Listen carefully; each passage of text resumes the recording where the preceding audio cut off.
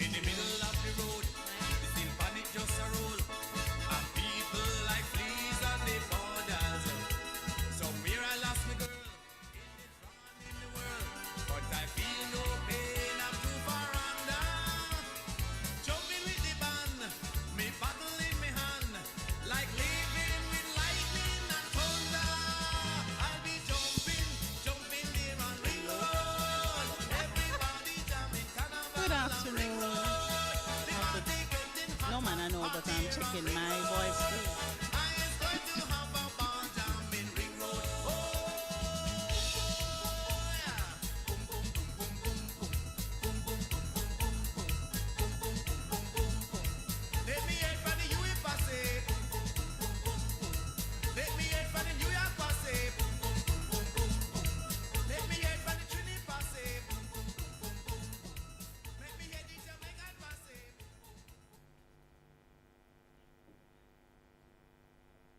Good afternoon and welcome to the third and final presentation for the semester in the inaugural staging of the UE Mona Western Jamaica Campus Research Seminar Series. This is an initiative of the campus director, Professor Donovan Campbell. Thank you, sir, for this initiative. The research seminar series are expected to become an important fixture in the calendar of the Western Jamaica campus.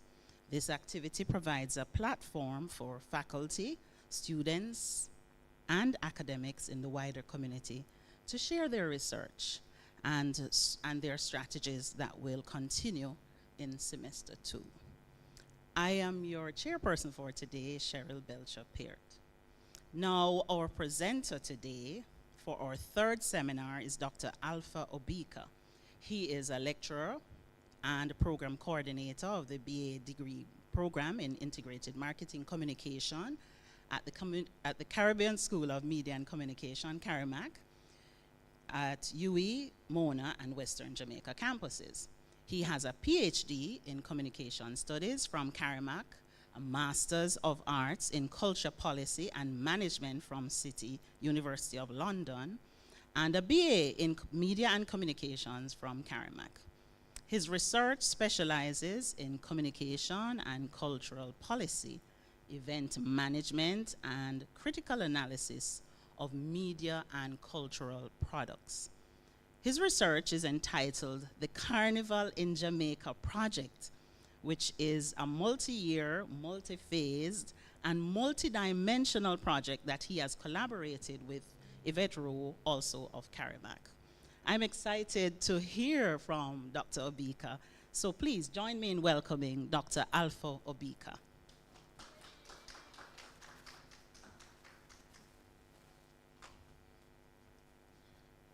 All right, good afternoon. And I want to say, first of all, thanks again to Prof. Campbell for leading the charge to stage the research seminars. I am indeed honored to be one of the early presenters because I know that this seminar series will continue to grow. So, my name is Alpha Obika, and I am from CARIMAC, School of Media and Communication. I'm also from the Western Jamaica campus. But today I want to talk to you about a very special project that sometimes when academics do research, they do it for a variety of reasons, but this is what you could call a passion project, something that I decided to embark on for the love of it, regardless where it would take me. So the presentation today will be more of a conversation. I will take you through a research project that is evolving. It is something that it's not finalized, but there are multiple phases. I will take you through a brief introduction of Carnival in Jamaica, giving a little history. I will talk about the rapid growth in the past 8 or 9 years, and to talk about the research project and the multiple phases. I will zero in on the documentary, which is nearer to completion than the other phases. I will talk about the rationale and the process, the challenges encountered, and the other phases, which include an edited collection and the next steps. So, let me take you on this journey with me. I was going to say around the ring road, metaphorically, but I hope you will be educated, and I look forward to an enlightening discussion at the end. So, Carnival in Jamaica. We know Jamaica is the land of wood and water. We know reggae, dancehall, but Carnival, some people are scratching their heads even to today.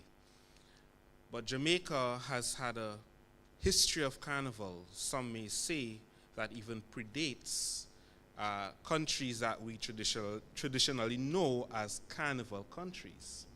So for instance, that festivity called Jonkanu is really older than the Carnival that we see in places like Trinidad and other Eastern Caribbean countries. And if you take a closer look at Jonkanu characters, many of them, though the celebrations have whittled down a bit, it's not as popular or prominent, they still exist. Many of the characters from the Jonkanu festivities are present in what is called traditional mass in Eastern Caribbean countries, all right? So when I speak of Carnival, please know as a Trini, I'm not only talking about the masquerader in bikini and beads, all right? I hope that doesn't disappoint anyone. I'm talking about a full creative expression, and some may argue that I don't choose to argue. I usually embrace Jamaica as a cultural capital of the Caribbean. So it is no surprise that while having an early history of celebrating Carnival, also called Jonkanu, that the modern day festivities are also being embraced, and we'll talk about that. I'm going to look at the brief history, not of Jonkanu. I'm going to look at what I consider to be the modern day origins of the Carnival, okay? Although Jonkanu is very much still in existence. There's a general consensus that Carnival in Jamaica started in the 1950s with the University of the West Indies, students coming from the Eastern Caribbean, bringing their cultures and their traditions, all right? And of course, as a student, it's very expensive to make the trip back home to Carnival when you are a student fees, accommodation, etc. So they decided from the early 1950s to start their own celebration. Now, I have this image up of Fab Five's famous song, Ring Road Jam, that came out in 1986. And research has shown that some of the members of Fab Five who wrote the song, Albert Campbell and others, it was written almost a decade before. All right, so what you find is that from roughly 55, in the 1954-1955 academic year, through all the decades to 2024, the Carnival was really big this year as well on the campus. You're talking about a celebration that is almost as old as the university, and one that predates what we see on the streets in April. So I will probably ask our engineer to play a clip of the song towards the very end, but you would have to wait a little bit to get a preview of that song. Could I get some assistance with the next slide? It's moving now. So one of the things that I recognized as a researcher, communication and cultural scholar, is that while studying in Jamaica at the University of the West Indies, I became exposed to this rich tradition of UWI Carnival, also called Campus Carnival.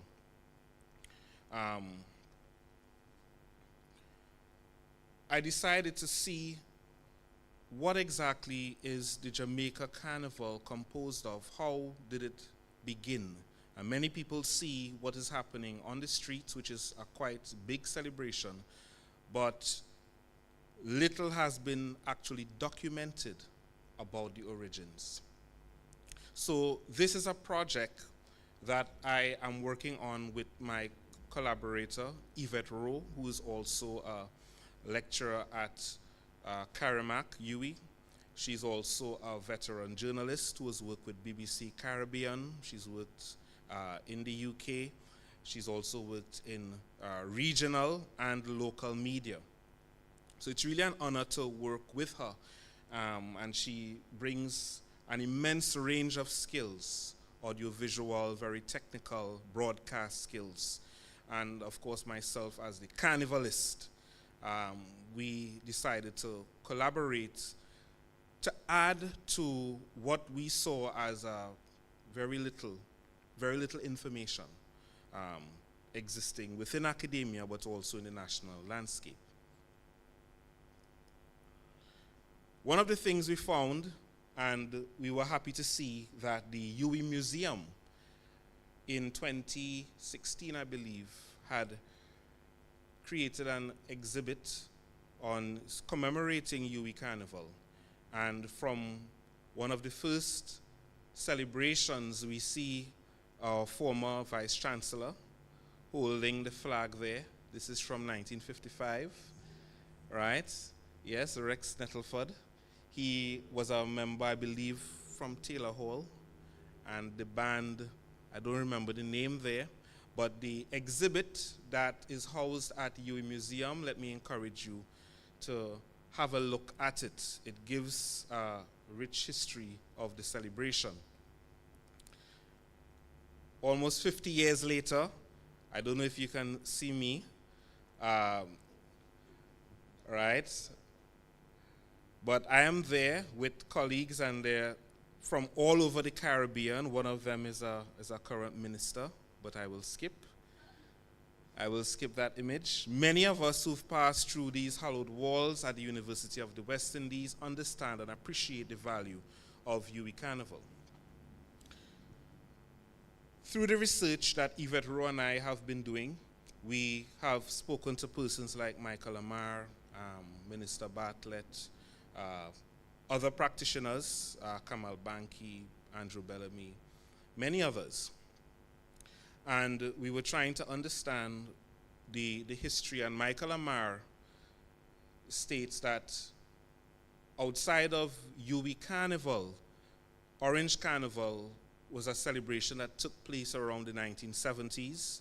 It was predominantly a group of friends from upper socio-economic group within Jamaica who celebrated it.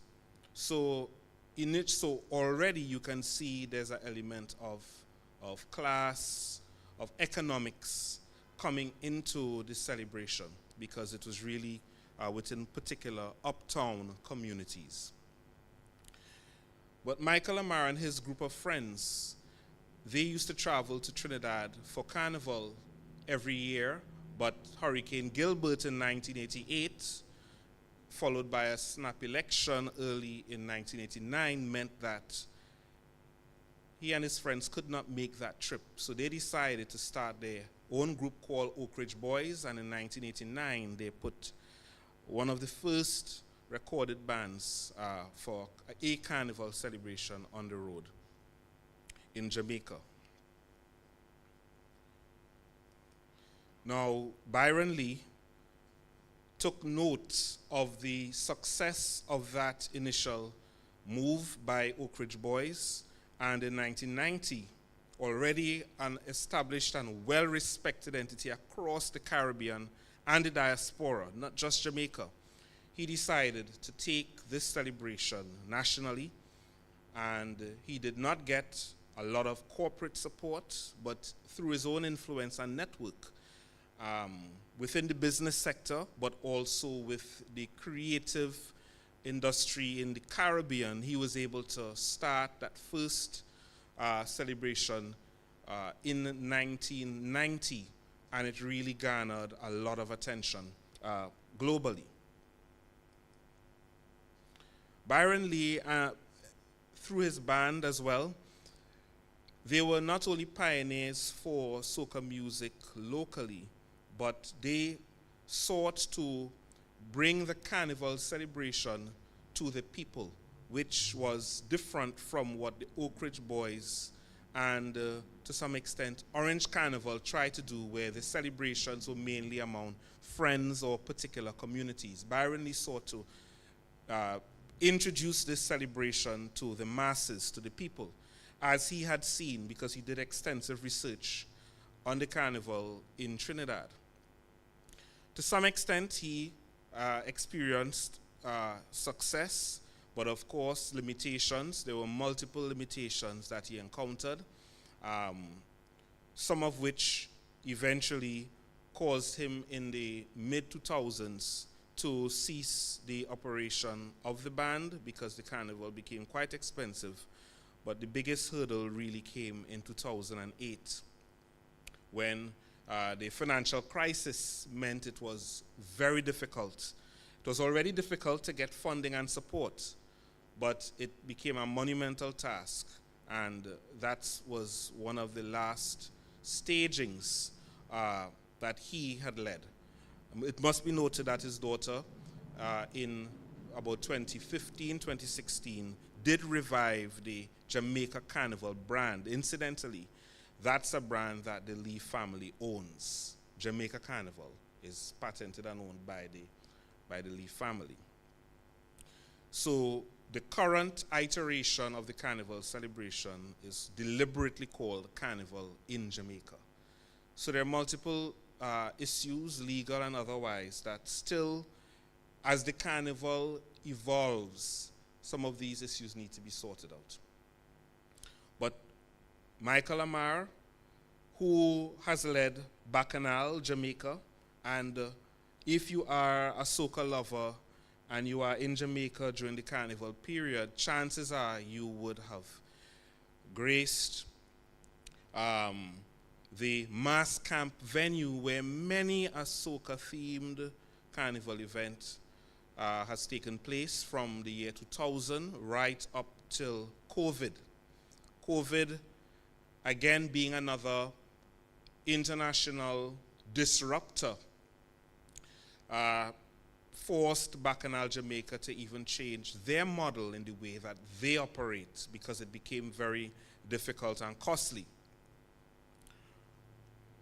But Bacchanal Jamaica must be hailed, in addition to Jamaica Carnival, as two of the pioneers. So, through the research that we have conducted, interviews, etc., all the respondents have confirmed that government particularly didn't seem very interested. They had a hands-off approach to the celebration. And one can understand that if it's seen as an uptown activity that is very exclusive, it would be difficult to justify spending government or taxpayers' dollars on this venture. Even with Byron Lee's attempt to bring the Carnival to the people, there is always a question of authenticity, cultural authenticity, the indigenous nature of the music, its relevance to the local cultural landscape, who is really benefiting. There are multiple questions about class, race, and culture that were not necessarily front and center in Byron Lee's mind. I think as a cultural aficionado, as a real Renaissance man of culture, he did his research and understood the power that Carnival could bring if it was done the right way. So he must really be celebrated for that. But the point that must be made is that up until 2015, Jamaican governments and largely the sponsoring, if you want to call them the sponsoring class, the business class, corporate Jamaica, did not really support the carnival. However, something changed. And you can decide which national event that happened in Jamaica caused it. Is it a change in government? Is it a change in, is it the prominence of internet? Is it more migration? You can decide. Is it the more soca music being played on the airwaves? I believe that there are multiple reasons, but one that has to be acknowledged is not only the change in government, but certainly change in political leadership, because Ed Bartlett, while he's celebrated as a stalwart of journalism, of Jamaican tourism in the realm of culture, he was very bold, and he made some bold decisions that economically the country has benefited from, and Carnival happens to be one of those benefactors. So in 2016, under the Sports and Entertainment Network at the Ministry of Tourism, the Carnival in Jamaica Stakeholders Committee was formed, right? And the committee consisted of all the stakeholders, band leaders, costume designers, event promoters. They were brought under the Ministry of Tourism. And according to Bellamy, he said the vision of the minister, the network chairman, who was Banky, and board members are aligning. The committee serves as a platform for us all to work together in reforming, improving, marketing, and hosting the festival. Can you imagine? Think with me here. If you had, for instance, the dancehall industry being brought under the Ministry of Culture or Ministry of Tourism, all of the stakeholders, major players, artists, engineers, sponsors, Ministry of National Security, Tourism Board, etc. All of them brought to one table to say, how can we develop the dancehall industry? I mean, even in Trinidad and Tobago and other destinations, the approach taken to build the Carnival in Jamaica brand is not one that I can recall exists. Of course, there are collaborations that happen every year. Just last weekend, Trinidad and Tobago launched its Carnival. This is an initiative that cannot take place only with government involvement, all right? It is a tripartite, multi-stakeholder arrangement. However, with Carnival in Jamaica, we found that the political leadership stepped up and said, look, let's bring the stakeholders together and see how we can get them working to build a brand called Carnival in Jamaica. So, from the early 1990s, where there were one or two bands, to the early 2000s, where Bacchanal Jamaica really dominated for about 15 years. In many of those years, they were the only option in the Carnival. To 2016, the emergence of 4 bands, the revival of Byron Lee's Jamaica Carnival, Bacchanal Jamaica, Exodus, and Jamaica. The latter two being new bands that emerged from young persons, no surprising, all of them coming through UE Carnival. So,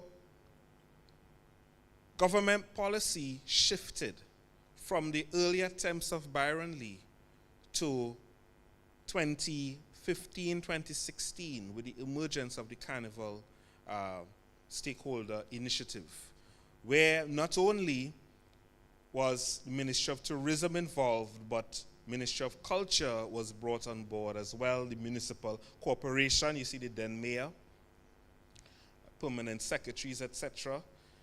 And there was government support And you can well imagine that with this type of government support, corporate Jamaica also rushed, and there was no shortage of investment.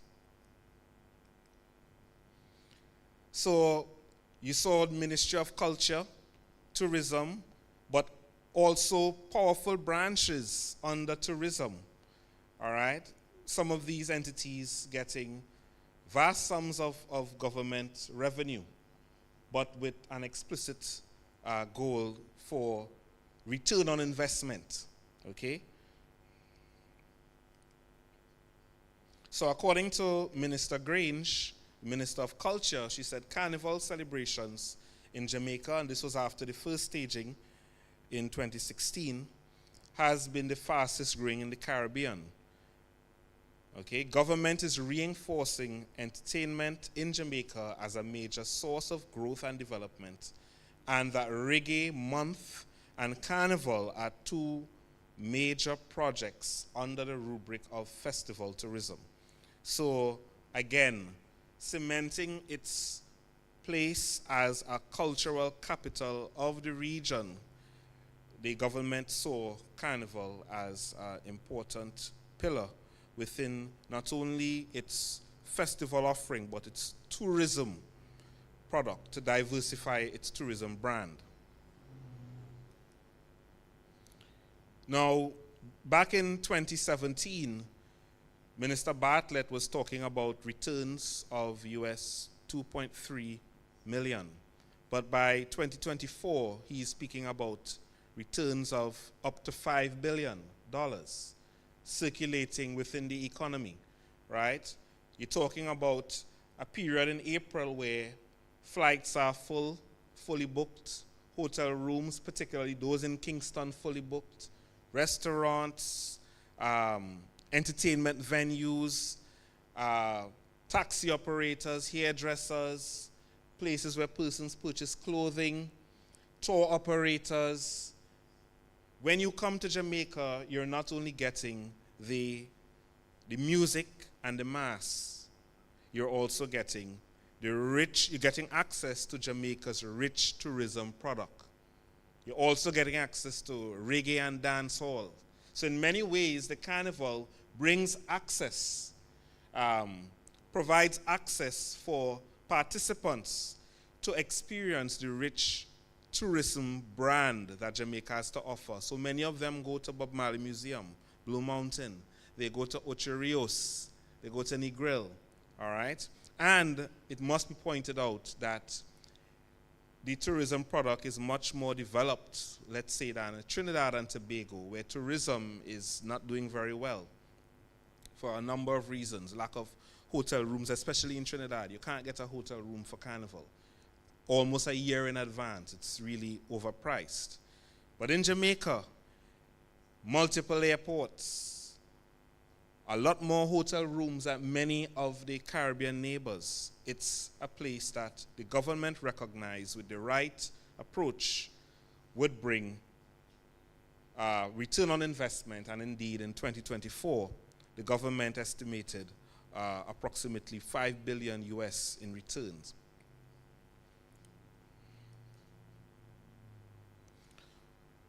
Kamal Banki, who is the leader of the Carnival and Stakeholders Committee, but also one of the leaders of Exodus Band, also pointed out that Carnival in Jamaica has the highest economic impact of any event in Jamaica.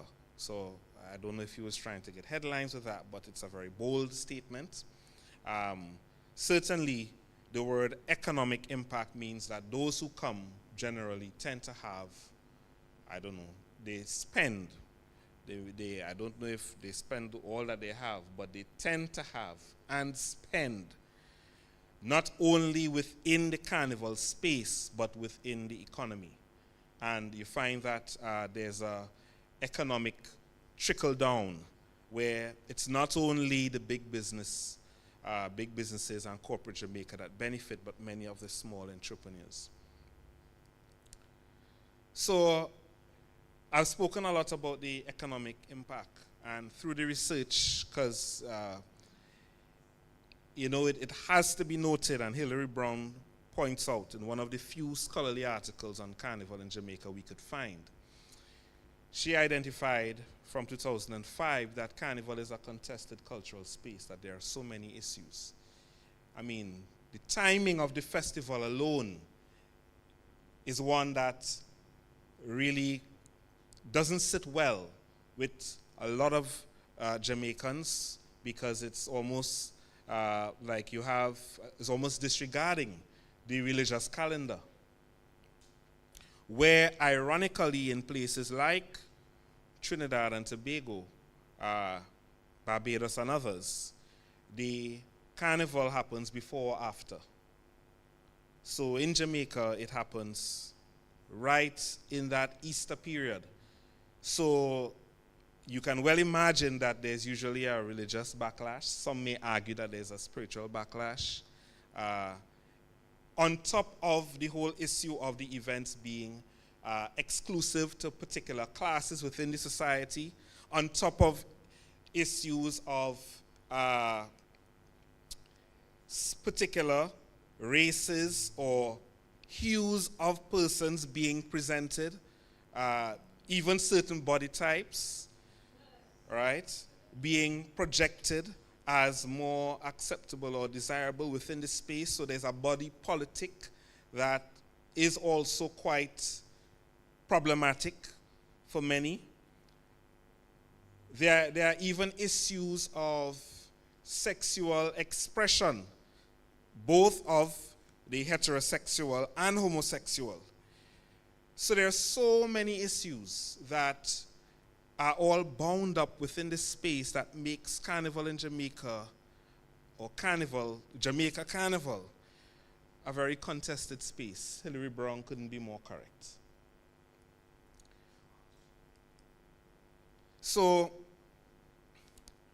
as I said, as a carnivalist, somebody who grew up not playing mass, I mean, as a little child, you're not going to be allowed to go in a parade with adults who are not fully dressed. But being involved in calypso, organizing activities, cultural events, growing up on the cultural side of Carnival, my actual first exposure to playing mass, or jumping as you say in Jamaica, was actually at UWI. So there's something to be said about the modern day origins of the Carnival that are driven or influenced, I would say, by the presence of the university as one of those remnants of the attempt to federate. So the UWI Carnival, and many of the persons within government, they indicated that they participated in the Carnival. Many of the sponsors who provide the funding, they participate in the Carnival. Many of the creative industry persons would tell you that even if they didn't play in the band, that they came on campus for whatever reason to enjoy the festivities. And this has been happening for about 70 years. So you can well imagine that the Carnival in Jamaica is very much, can find its origins within the university space. So it's a very interesting thing. And one of the things that, as a media and communication scholar, and as a researcher in general, one of the things that I tried not to do is to allow some of the many issues that people have with the Carnival to influence the fact that it is a phenomenon worthy of study. Okay? Because of the many issues that persons have, you found that they would tell you they love the soca, they actually participated, but they're not going to officially be associated with Carnival. And surprisingly, throughout the process of the research, we found that some of that became evident. So Yvette Rowe and I, we have been collaborating on the research project, initially to do a documentary because we didn't see any out there.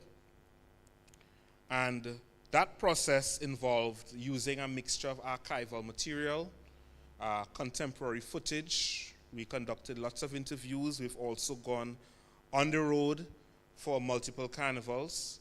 We looked at archives as far as Trinidad and Tobago, because outside of the UWI Museum and the National Library, some content at the Institute of Jamaica, we found that there was very little information. So we had to collect a lot of primary data. The filming started in 2020, just before COVID came, right? And we were gearing up at that time because the carnival happens in April. January, February, we're conducting our interviews. And then by March, first case of COVID, you can well imagine that the carnival did not happen, but the documentary continued. But we just had to follow safety procedures. We had to mask up. And see, I'm there with some of the interviewees. All right. Roads were empty. I mean, we went on the road. Yvette and I went on the road to see my colleague there, Yvette. We went on the road 2020 and 2021, empty, just to catch images of the road, right? We had to take, in addition to those who were willing to meet us, there were those who insisted, look, we're not going to meet, we're going to meet, well, physically, we're going to meet online. So a lot of the interviews took place online. So there were multiple challenges with conducting the research. There was no funding. It is, as I said, a passion project out of simply asking the question, where is the information about this phenomena that is growing exponentially? Where is the information about it? I know, yes, there are lots of issues with it, but it certainly is worthy of being documented. In 2022, the carnival did have a brief return in July. And let me go because I'm almost out of time, but I have to take you through. Let me first say that the documentary is almost finished. And once it is finished, I will definitely schedule another session to show it. And I'm sure some of you would love to see what we have come up with. But we found that throughout all of the primary data that we collected, that we needed to fill the gap of the lack of scholarly information. So we decided to come up with an edited collection called Culture, Cash, and Class in Jamaica's Carnival. And this process right now is ongoing. We have chapters coming in. I'm in the process of writing, reviewing, editing, but we're quite excited to say that we have an international publisher who has agreed to support the project, and by 2025, definitely before December 2025, the project will be completed. And again, that might be an opportunity. Maybe we could have a book launch and a screening of the documentary. That would be exciting.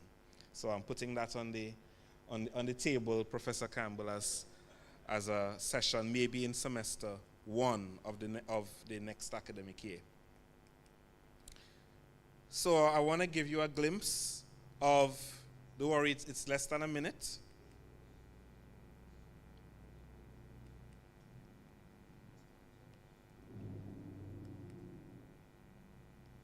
Okay.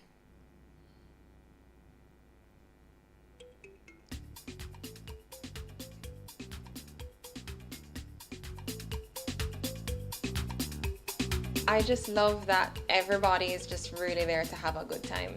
Jamaica's not known for Carnival, but it's had one for over 30 years. It started small. Some friends of ours took it on the road out of costume, and we said, well, why not just take it one step further? Let's play mass. Often seen as an uptown activity, it's grown into a unique cultural product. No longer is Carnival and soca taboo. If you check with the younger demographics, is the in thing. Carnival celebrations in Jamaica are among the fastest growing in the Caribbean diaspora, generating millions of dollars for the country, offering opportunities for individuals, business and the government. Watch Culture, Cash and Class in Carnival in Jamaica. Alright. So that's a trailer for what is to come. That was voiced by my colleague Yvette Rowe. And there we have our information shared, and I look forward to coming back to you in a year to report our findings from the research. Thank you.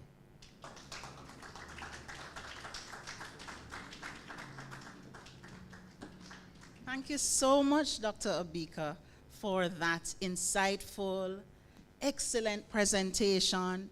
We were a bit concerned that we would see ourselves on the screen, but thankfully we saw other images that didn't incriminate us. Fascinating look, and we look forward to seeing and hearing more. We await that documentary with a bated breath. Now it's time for us to ask our questions. I'm going to be moving around to.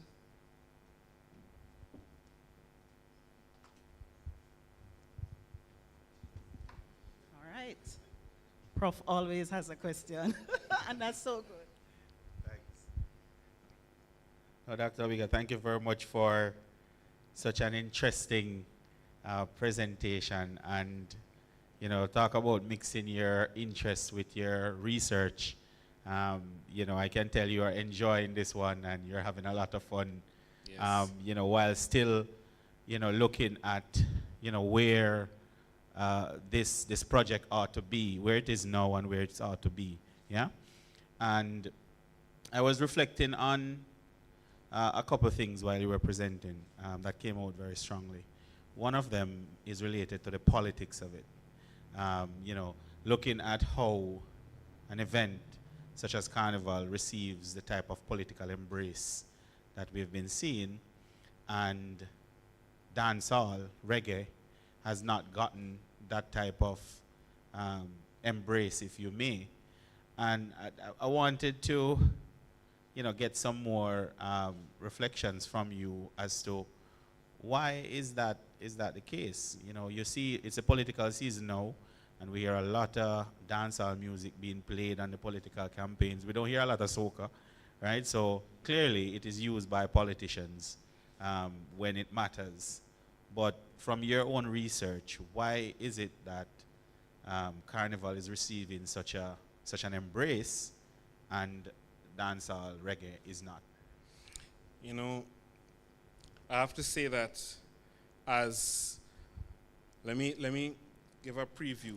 When I was in undergrad in the early 2000s, as a student at Carnival, I did my internships at Reggae Sumfest and Rebel Salute, because I'm really interested in festivals and how they can grow economies, etc. Such a rich product. I never got the chance to go to Sting, right? My friends were a little concerned for my safety. I did go to Dancehall Queen in Montego Bay, and that was mind-blowing. I still remember it. I really enjoyed it. Just to say that, as I indicated in my presentation, the support given to Carnival is very recent. It is very, very recent as this one party in power with one minister. Not just one, obviously there were other ministers who are supportive, particularly Minister Grange. But just to say that it is a recent phenomenon where even the Carnival stakeholders are probably pinching themselves, wondering how long will it last? Will it last beyond the next election? So that's something that must be said. But within the research that Yvette and I are writing, we are asking ourselves that very same question, because for the life of me, how can reggae and dancehall festivals not get government support or support from corporate Jamaica when the potential for generating revenue is even greater, because it's indigenous culture. It's part of the brand. But it doesn't seem to, and I use that word seem because I'm not saying that support isn't given. There's Reggae Month, etc., as I referenced Minister Grange highlighting. But it is problematic that an event like Sting, for instance, has not happened in the way that it should as a premier space for dancehall. But Carnival is thriving. All manner of 2-3 events in one night for over 3 months, up to $5 billion US. I mean, trust me, it is a lot of money that is generated, formally and informally. Why? That is a question I am scratching my head trying to answer. Because on the one hand, based on the research, I actually have a paper, a chapter that will go into the book that says cultural policy seems to be policing dancehall and reggae, but collaborating and supporting soca and carnival. When soca and carnival it's not necessarily indigenous. The modern celebration, right, is not indigenous. And there doesn't seem to be an attempt to indigenize the celebration, which is one of the issues that I have. I'm happy that the Minister of Tourism is playing the role that he is, but I think the Minister of Culture has an even bigger role to play because there must be some justification. The spending of the taxpayers' dollars must align also with national identity, right? And it should aim to include as many people as possible.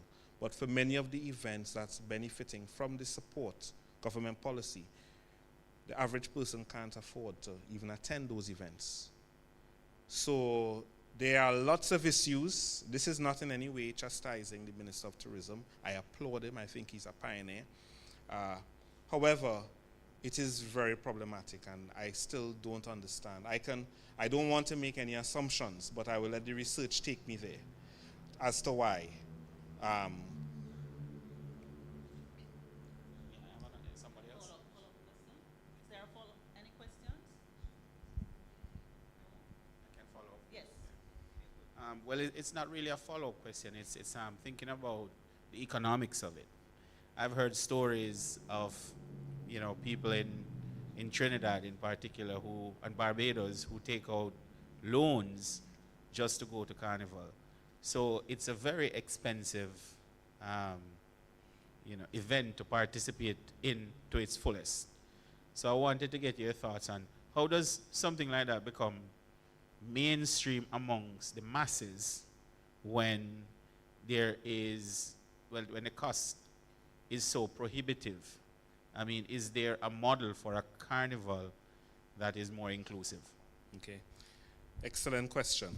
And I just want to dispel the notion that when we say carnival, that we're only talking about the parade.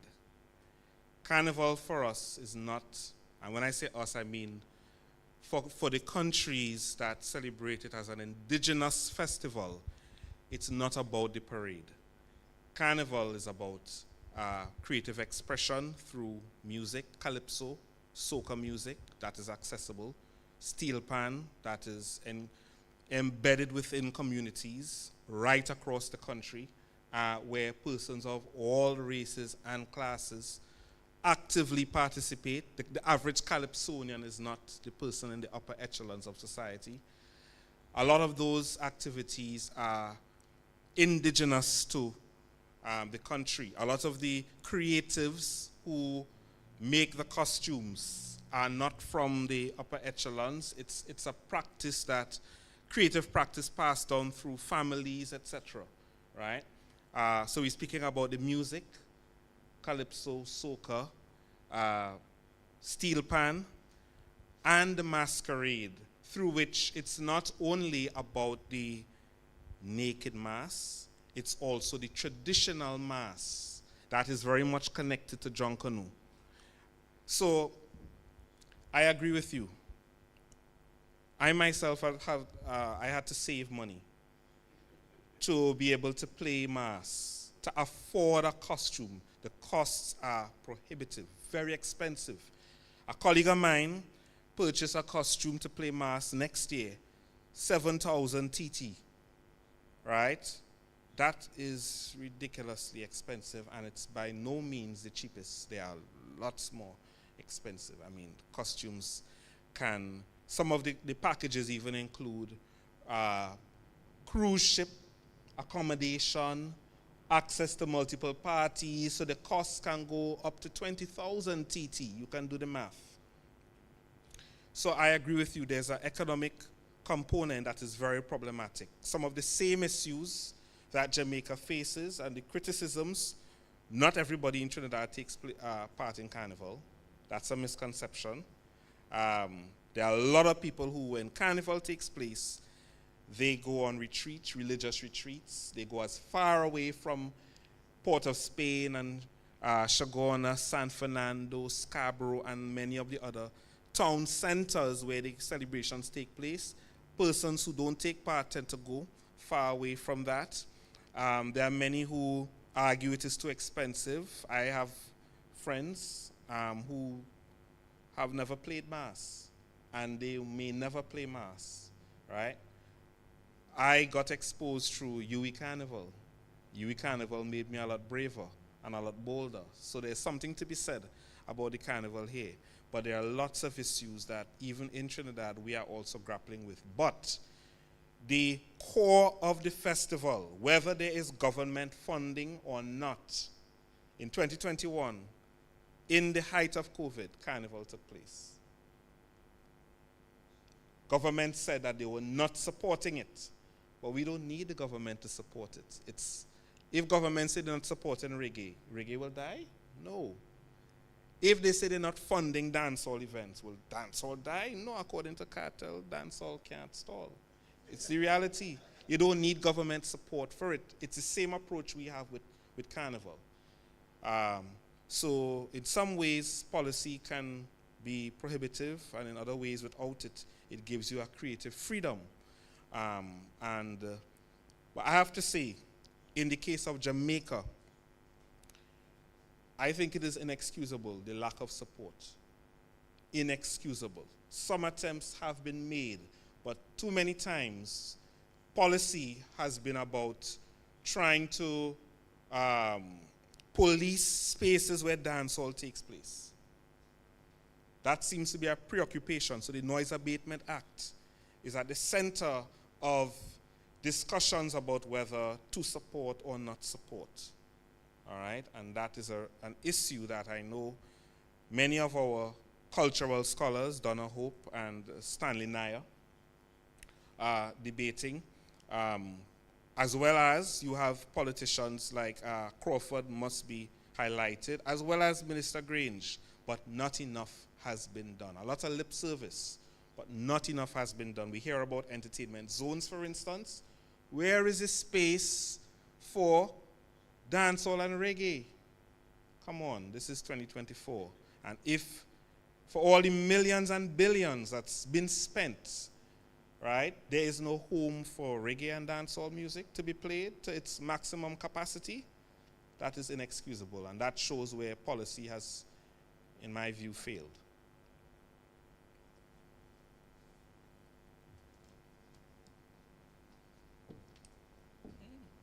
Thank you so much, Dr. Obika. Let's give him a round of applause, please. Right, it was a fascinating discussion. I think he has raised some very thought-provoking issues that, you know, we really need to examine. And as I've been saying, we look forward to the documentary. And my own commendations to yourself and Yvette for really seeing that gap in the space and deciding to do this research. We look forward to it. So at this point, it's my duty to close off. If there are no further comments or questions, I'd like to thank you all for being here. We know there's weather, we know there are exams, so you really took the time to come. We appreciate our online guests as well. And on behalf of the campus director, I'd like to say to all of you, thank you for being here. Please look out for an invitation, by the way, for your research, as we will be asking some of you to do, to contribute to the discussion. And we will circulate in the new semester when the seminars will begin. It would be remiss of me not to say season's greetings to you all, and thank you again on behalf of Professor Campbell and the UWI Western Jamaica campus for joining. See you next year.